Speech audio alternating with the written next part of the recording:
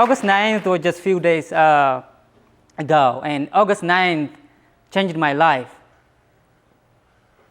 August 9th changed my future. August 9th pretty much just made me who I am today. I was originally from northern Ethiopia, at the border between Eritrea, and I was lived and grew up in Eritrea, which a country that was divided from Ethiopia in 1991, and then they ended up in war in 1998 again. The war was pretty much secret to the population from both countries, and it cost, if you hear anything about African data, it's always guesstimate. So we lost about more than 160,000 soldiers for both countries, but more than that, there were hundreds and thousands of people that left refugees, kids without families. And if you know about the refugee crisis in Middle East area, in Israel, in that area, just pretty much flowing from these both countries. But I left Eritrea when I was only 13 years old. I left the country with my 3 friends at night and ended up in refugee camp in Ethiopia. I lived there for 8 years before I got the chance to come to the United States. Life in refugee camp is hard, more than I can express. I was young, and sometimes it's easy when you're young. You don't really understand what's happening around you. So I would play soccer during the day, sleep at night, and then it's the next day before I even realize that. But that's not always the case for families, for single moms, for girls and women in refugee camp, without the support that they need in harsh situation. When families look into the eyes of their kids, and the kids will ask food, but the families cannot provide that because they're short-handed. I don't think there would be any sense of failure more than that. A family could not provide food for the kids that they brought to the world by their own willingness. So for me, it was a little bit easy, as I said, but still, it's frustrating. It's frustrating that there are rich countries, there are rich people in the world, but yet in 2004, I was in refugee camp with no electricity, no clean water. There is no cell phone service at all until I come here in 2012. Usually, the refugee process takes time. It's not always the way that you listen on social media. It usually takes from 2 years to 7 years, depends on the situation and the location and the pretty much the refugees' status. Mine took 5 years from the start to the end. So we have to go through multiple interviews. There will be interviewers from the United States, from the Homeland Security, and if we're pass out or if we get accepted, we have to go through multiple medical checkups. And if we're clear, that's what we are accepted.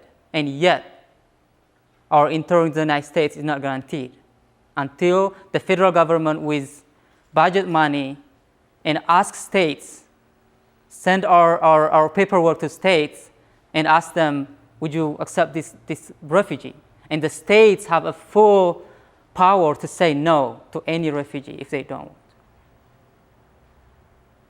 But if one state said, okay, we can get this refugee, and then that's what the federal government said the money, and then that's where we will pretty much just told you're going to this state. And we have to go through a 3-day orientation before we come to the United States. The orientation has nothing to do with the United States at all. But it will just get you excited.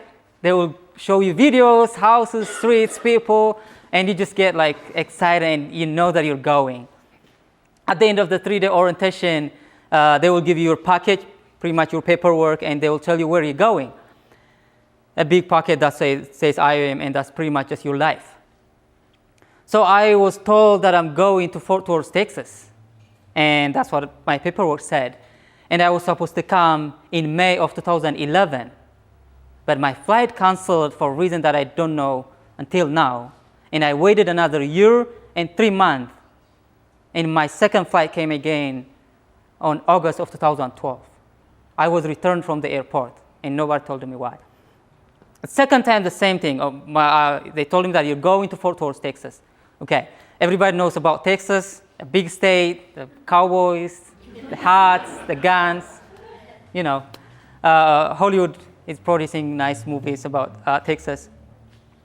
But beyond that, I was excited because when refugees come here, the one thing that we always need to accomplish is just work, support ourselves and our families.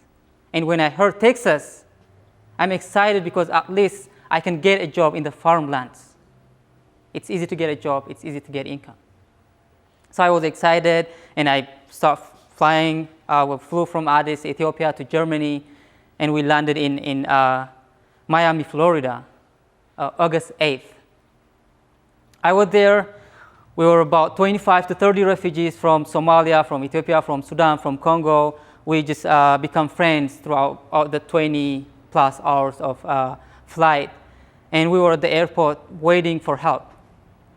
And this lady showed up calling a name that pretty much similar to me, that I know from somewhere, but I wasn't sure why she's using that name. She was calling like, who's Gebremicheal? You know, in Ethiopia, we don't use last names. We use first name, we use second name. The older you are, your chance to be forgotten is just get high. So I look into my right and I look into my left. Nobody claimed that name. So I stepped forward and I asked her, can I see the full name? And she said, yes. She showed me the document. And I said, yeah, that's me. I saw my name, Tecle. And she said, the reason that I'm looking for you is your destination has been changed to BOID. That's what it says on the paper. I said, what is this? And my friends were behind me, the refugees, and they were saying, they were shouting, hey, Tecle, you can say no, this is America, it's freedom. And I said, no, that's not really how it's going to work. And I stepped one step forward again and I asked her, where is the secret place? And she said, I'm not sure, but I can guarantee you that it's inside the United States. And I said, I hope so. That's why I'm here. Well, I stayed the night there because all my friends went to Texas and to other states. I was the only one that my destination was switched, and I stayed the night there, and I flew the next day to this secret place. It was about 2 o'clock, and before the plane was landing at the Boise airport, I looked through that small window, and I looked at the mountains and the rivers and the hills, and those places made an instant connection to the place where I was born and grew up.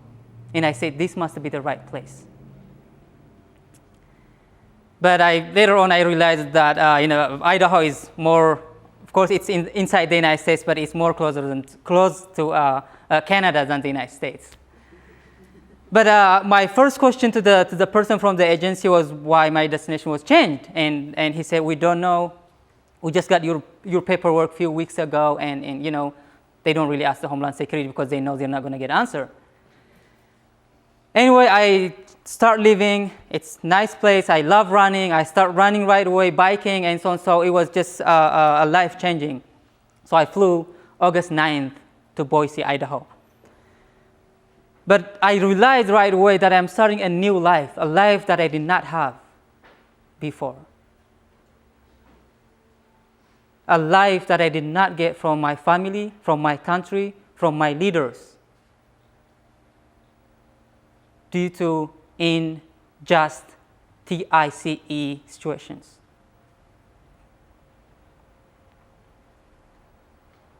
I came here with little English, only 7 years of school. So I had to attend the English classes for 1 month. After the test, they say that I have enough English, but it's required for refugees before they start a job.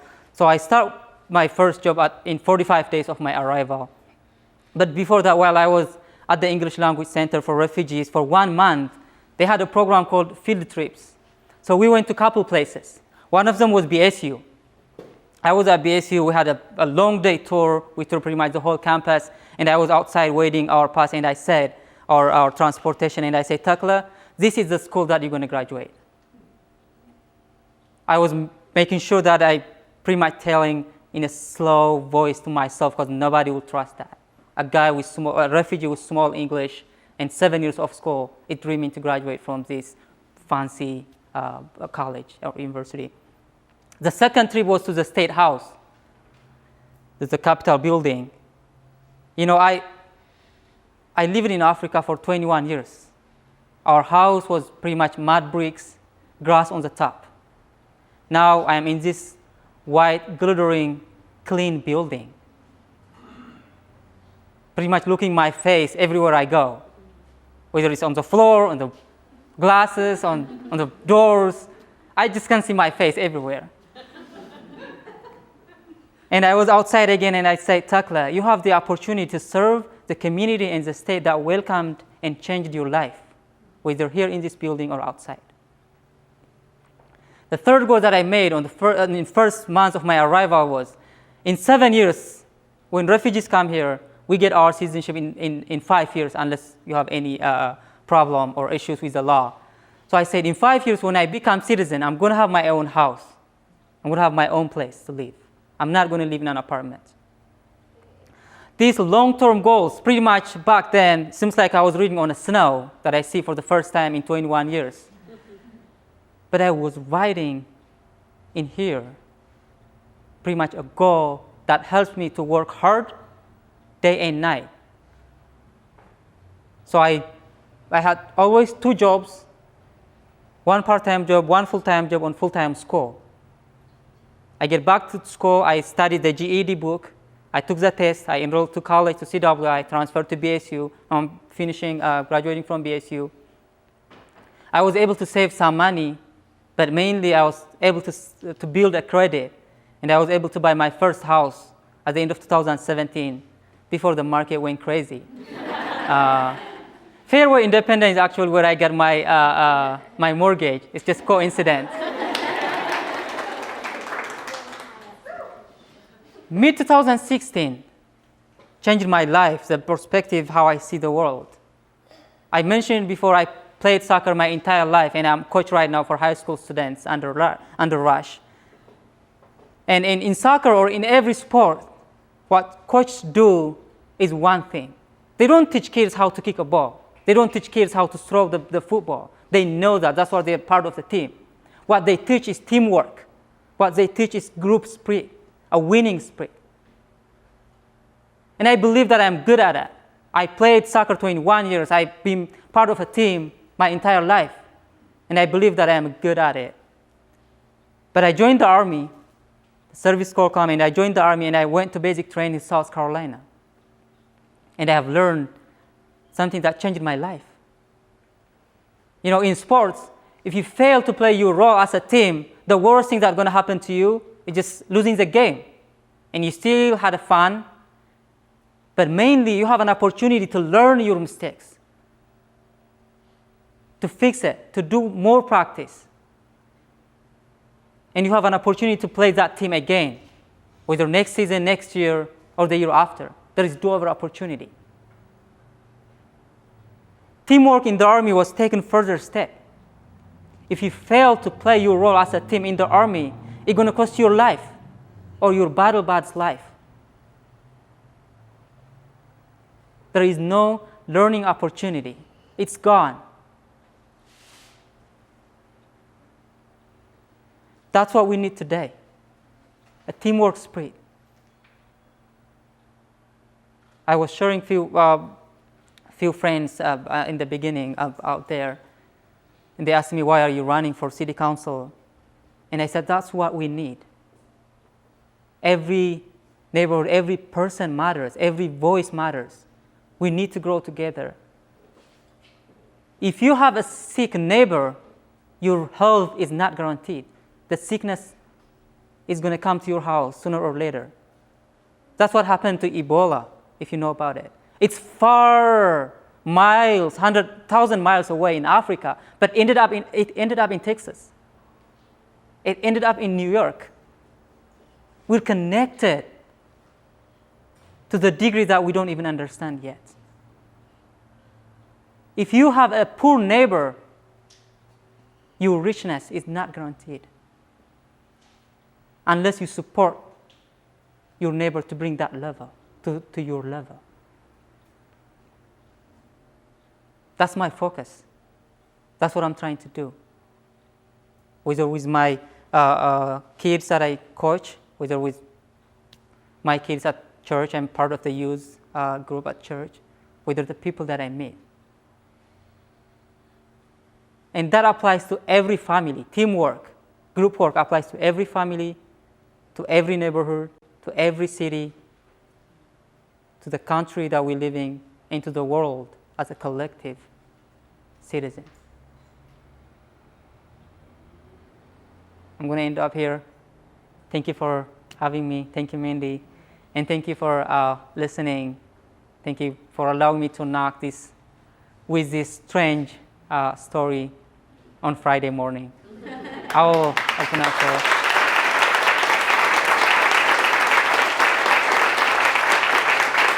Thank you. Thank you. I'm sure we have a few minutes for questions and answers, but I would love to chat after that. I will make myself available, and of course, again, I will need your support to accomplish my dreams at the city level. So we have time for 2 questions, and then he's going to stay and hang around for more questions. So if you have a question that would have meaning to all of us, please go ahead now.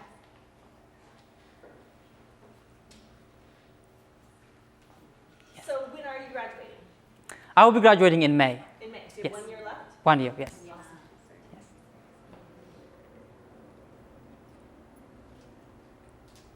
What's your next 5-year goal? That's a good question. That's pretty much my focus. And I had the chance, Salome is here. Salome is the director of the Refugee Speakers Bureau under Janice. And we had an opportunity to go to high schools and speak, and of course, with my journey with students. And I will ask some students, even my classmates, what is your 5 years, 10 years goal? And they'll say, hey, Tecle, what are you talking about? I don't even know what next year is going to look like. And that's what I always frustrated. That's what we're losing, long-term goals. And I actually have 25 years goals. But the next 5 years, of course, I'm running for city council this year. I'm hoping I'm going to win. I'm always optimistic. I'm going to win. And then I will be serving there pretty much for the next 4 years. And I just got married. And we're trying to minimize the kids that we're going to have, because my mother has 7 kids. My grandmother has 12 kids. We're not focusing into that. That's why we don't have a kid yet. But we're going to have kids as well. Thank you. Thank you.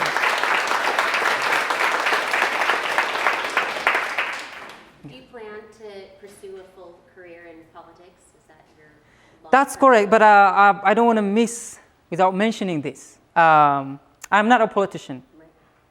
I'm a community leader. The difference it's of course my own explanation of this. Politics is a career, and politician is the one that really seek career in politics. But I'm a community leader, and I will be part of the leadership as far as there is a need.